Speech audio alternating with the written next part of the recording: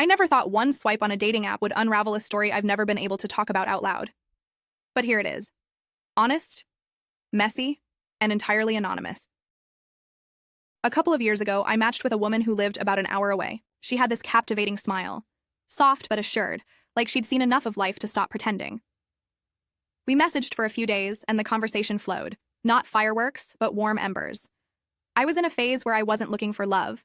Just a little connection, maybe something casual and uncomplicated. She invited me over. Now here's the first confession. I didn't have a car. Uber was my ride or die, literally.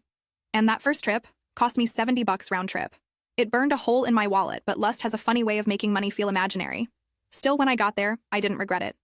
Her apartment was cozy in that way where you could tell she cared about her space. The vibe? Immediate. Not just attraction, but ease. Like we didn't have to try too hard to get each other. We laughed, talked, hooked up. She even made tea afterward, which, weirdly, stuck with me. But after that night, reality showed up again. I couldn't afford to keep doing $70 Uber pilgrimages for something casual. So the next time she reached out, I told her the truth. I'd love to come, but the ride was steep for me. Maybe we could split it? She didn't hesitate. Yeah, totally, she said, like it was nothing. And that was our second night. Even better than the first, honestly. Still, something nagged at me. I couldn't pretend this setup was practical. Casual shouldn't cost that much in either money or effort. So I tried to do the responsible thing and called it off gently. I told her I liked seeing her, but this thing we had? Not built to last. It was fun, but financially lopsided. I expected her to agree, maybe thank me for being honest. But she didn't. Instead, she paused for a second and then said, "What if I cover the rides?" That caught me off guard. She wasn't rich, from what I could tell, but she was serious. She wanted to keep seeing me, badly enough to put cash behind it. Now let me be clear. She wasn't desperate, but she was emotionally open, vulnerable, even. The kind of person who doesn't pretend not to care. She had shared parts of herself early on, insecurities, doubts, things most people keep guarded. And maybe that transparency, paired with a bit of loneliness, made her attach more quickly than she should have. I should have said no. But I didn't. I told myself it wasn't that deep. I was having fun. She offered.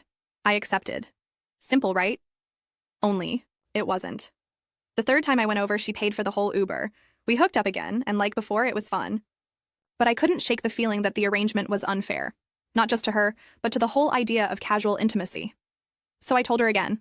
I wasn't sure I could keep doing this, even if she paid. That's when she drew her line in the sand. "I'm a grown woman," she said calmly but firmly. "If I want to see someone and I choose to pay for it, that's my decision. You're not taking advantage if I'm the one offering." And you know what? That made it harder to walk away. We talked. She wanted to keep things casual but exclusive. No more condoms. She was already on birth control. We'd be just with each other physically. She framed it as freedom. Freedom from worry, from outside distractions. And maybe in her mind, it was a step towards something more. I agreed. That's where the ride really started. She'd send me money via Zelle before I left. I'd Uber over. We'd spend a few hours, sometimes the night. She'd cook, we'd watch a show, hook up, and I'd go home. It became a rhythm. Twice a week, sometimes more. Over a month, she easily spent close to $500 just getting me to her. And me? I didn't stop her. Why? Because it was easy, comfortable. And yeah, selfishly, fun. But then it got messy. I got a bonus. At work. Enough to finally make the down payment on a car I'd been saving for. A huge win. Quietly, privately, I celebrated. I didn't tell her. Not because I was hiding it, but because I knew what that conversation would mean. She was paying for Ubers. If I suddenly had a car and didn't offer to start coming on my own dime, what did that say? It would shift the power. Or at least the illusion of it, and maybe part of me liked the imbalance. When we talk about desire, we often romanticize it. We make it sound poetic, like it lives in the heart or the imagination.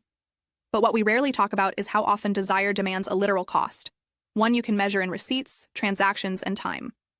In this story, that cost came in the form of Uber rides, a seemingly small expense that quietly became a recurring debt. What started as a one-time $70 splurge quickly turned into a pattern. Lust can trick you into thinking the cost doesn't matter, until it does. In the beginning, the money felt like an afterthought. That first trip felt like a justifiable indulgence. He wanted to see her, and so he paid. But when the feelings weren't deep and the relationship wasn't defined, that expense began to reveal something uncomfortable. Casual sex isn't supposed to come with overhead. And yet, here he was, doing emotional math with his bank account after every visit. The toll wasn't just financial, it was psychological. He started questioning if he was paying for desire or paying to ignore his own boundaries. When he asked to split the Uber fare, it was more than a logistical adjustment. It was a reality check. He was subtly acknowledging that this casual connection required effort, and effort meant cost. Her agreement to split the fare may have seemed fair, but it also signaled that she too saw value in what they shared, maybe more than she let on. The moment money entered the conversation, it stopped being entirely about pleasure and started becoming a transaction, even if unspoken. As the story unfolded, that transactional layer deepened. She began offering to pay for the full ride herself. Her desire overrode logic, just as his had earlier. But when she began funding his visits without hesitation, it became clear that the currency of their arrangement wasn't just dollars. It was attention, validation, and emotional presence. Each ride he took on her dime quietly shifted the power dynamic. What was once mutual fun was now fueled by a quiet dependence. He wanted the experience. She wanted the connection. Both paid in different ways. Eventually, it became routine. She'd send the money, he'd show up. They'd hook up, unwind, repeat. It was a rhythm that looked simple on the surface, but beneath it, layers of need, guilt, and unspoken agreements pulsed. He knew this wasn't sustainable. Not financially, not emotionally. But still, the ease of access kept him going. He told himself it wasn't serious. But desire doesn't care about your labels. It cares about what you're willing to give, up to keep feeling good. In the end, the price wasn't just the money spent on Uber, it was the subtle erosion of boundaries, the quiet transactions of intimacy wrapped in convenience. He gave time, presence, and eventually his silence, while she gave money, vulnerability, and hope. Desire made it all seem reasonable, for a while. But the truth is, whenever someone keeps paying to keep a connection alive, that connection is no longer casual. It's subsidized, and eventually someone realizes they've paid too much. Generosity is often seen as a beautiful trait, an act of kindness that expects nothing in return. But in the context of human relationships, especially, the unspoken kind generosity can quietly cross a line. In this story, her offer to cover his Uber wasn't just about transportation. It was her way of holding on to something that felt good, maybe even necessary. And while she insisted it was her choice, the deeper truth was that generosity had become her leverage, her language for staying connected. When she first offered to pay, it came across as mature and self-assured. "I'm a grown woman," she said. "If I want to do this, I can." It was framed as empowerment, and in many ways, it was. But the more often she sent him money, the clearer it became that this generosity wasn't transactional. It was emotional. It was her quiet way of saying, "Please don't go." She wasn't buying him, but she was paying to keep the feeling alive. And that's where the line begins to blur. Not in the act, but in the intention. On his end, the guilt began to grow. He recognized that her offers weren't just casual or generous. They came with invisible strings. She never said it outright, but every dollar carried a message. "I want you here. I need this. Keep coming." And while he tried to rationalize it, telling himself she was in control of her choices, he knew deep down that something was shifting. It wasn't about mutual enjoyment anymore. It was about emotional survival dressed up as convenience. He didn't manipulate her, but he didn't stop her either. That's where the gray area lies. When someone offers more than they should, and the other person quietly accepts, the dynamic becomes unbalanced. He wasn't using her in the traditional sense, but he was benefiting from her need to feel close. And while he wasn't lying to her, he wasn't fully transparent either. The truth is, generosity without boundaries can create a relationship where one person gives hoping to receive something unspoken in return. She never asked him to reciprocate financially. That wasn't the currency she wanted. She was paying for moments, for closeness, for presence. And he gave that to her, but only on the surface. Because underneath, he was already preparing to leave. He knew it wasn't right, but the arrangement was too easy, too comfortable, and sometimes comfort delays confrontation. So he kept showing up, even as the line between kindness and compromise got harder to see. By the time it all began to unravel, it was no longer clear who owed what. The rides had been paid for, but so had the emotions. Her generosity was real, but it became a vessel for hope, for connection, for the idea that maybe this wasn't just casual. And he, caught between desire and discomfort, had no real answer. That's the danger when generosity is used to keep someone close. It starts looking like love, even when it's just a way to keep from being alone. People like to believe that casual intimacy is simple, two adults seeking pleasure, no strings attached, but reality rarely unfolds that cleanly. Physical closeness creates emotional friction, even when both parties claim otherwise. The idea that bodies can meet without feelings trailing behind is comforting, but often untrue. In this story, what began as a casual arrangement evolved quickly into something heavier, not because either person planned it that way, but because intimacy doesn't always follow logic. The more time they spent together, the more that illusion of detachment began to fade. At first, it was just hookups and conversation. Then it became routine, shared space, shared meals, little gestures that made it feel less like a fling and more like a quiet relationship. Emotional attachments started forming between the moments, not during grand confessions, but in the silences, the small acts of vulnerability, and the unspoken expectations. What they avoided labeling still demanded emotional labor. He told himself, it was just fun. She told herself it was her choice. But over time, their actions betrayed them. When she offered to pay for his rides repeatedly, it wasn't a purely logical decision. It came from a place of emotional investment. And when he accepted, knowing what it meant for her, he crossed a line from casual participant to emotional placeholder.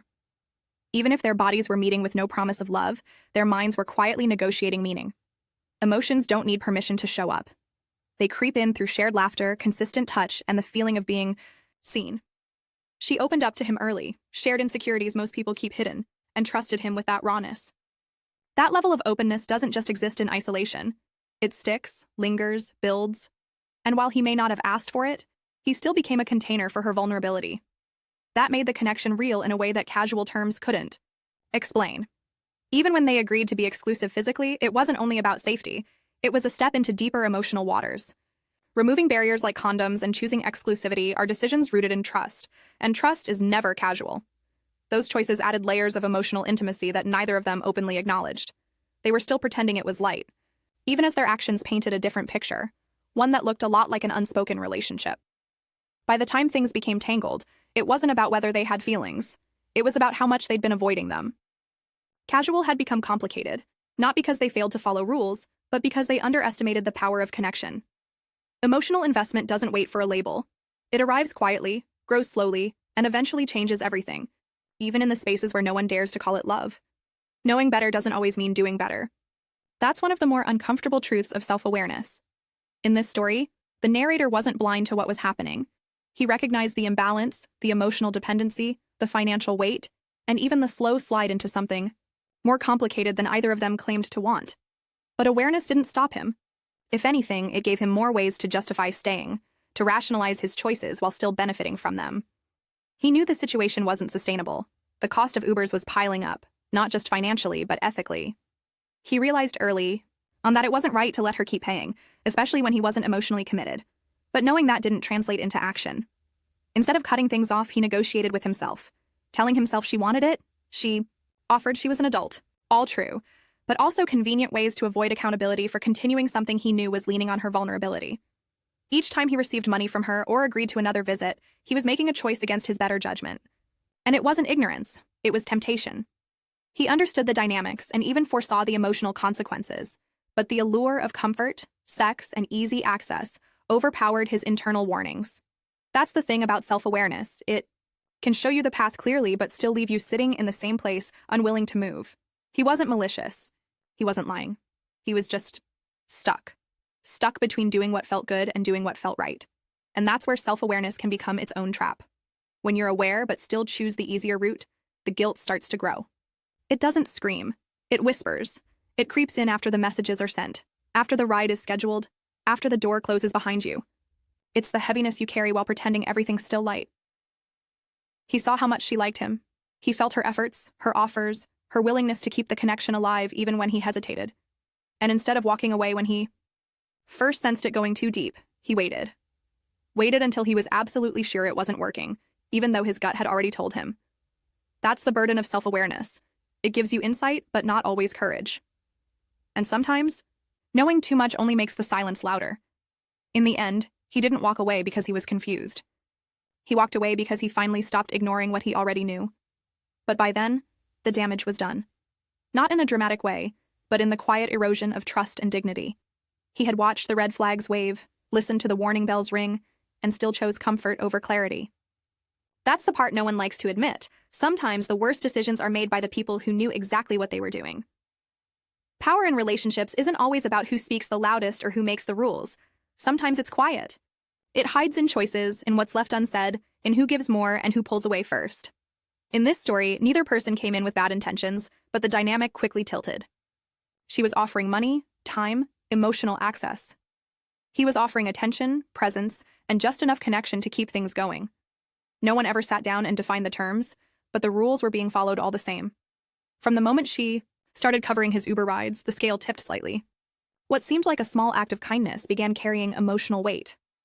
Each time she reached for her wallet, she wasn't just paying for his transportation, she was solidifying her role as the one holding things together.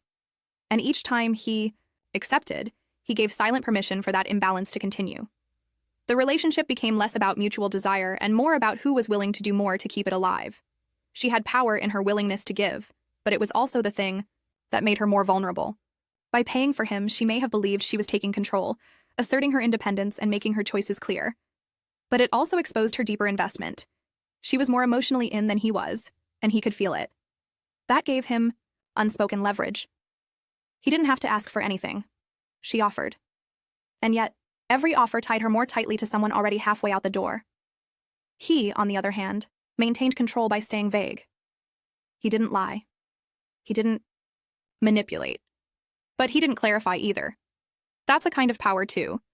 Being able to maintain the status quo by avoiding confrontation. When she insisted they could continue casually and said it was her decision to pay, he let her. Not because he believed it was truly casual, but because it gave him access to what he wanted without having to commit to anything deeper. He played the passive role, but passivity isn't neutral when someone else is investing more. They operated under a silent agreement. No labels, no obligations, just enjoyment. But the silence between them was filled with assumptions and quiet sacrifices.